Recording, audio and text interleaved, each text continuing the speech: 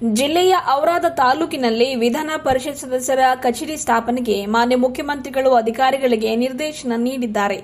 ಸ್ಥಳೀಯ ಸಂಸ್ಥೆ ಕ್ಷೇತ್ರದಿಂದ ಆಯ್ಕೆಯಾದ ಮಾನ್ಯ ವಿಧಾನ ಪರಿಷತ್ ಸದಸ್ಯರಾಗಿರುವ ಭೀಮರಾವ್ ಪಾಟೀಲ್ ಅವರು ಅಧಿವೇಶನದಲ್ಲಿ ಕಚೇರಿ ನಿರ್ಮಾಣ ಕುರಿತು ಪ್ರಸ್ತಾಪಿಸಿರುವ ಹಿನ್ನೆಲೆಯಲ್ಲಿ ಅವರ ಜೊತೆಯಲ್ಲಿ ಪಕ್ಷಾತೀತವಾಗಿ ಅನೇಕ ವಿಧಾನ ಸದಸ್ಯರು ಧ್ವನಿ ಎತ್ತಿದ ಪ್ರಯುಕ್ತವಾಗಿ ಮಾನ್ಯ ಸಭಾಪತಿಗಳು ಹಾಗೂ ಮಾನ್ಯ ಮುಖ್ಯಮಂತ್ರಿಗಳು ಸೂಚನೆಯನ್ನ ನೀಡಿರುತ್ತಾರೆ.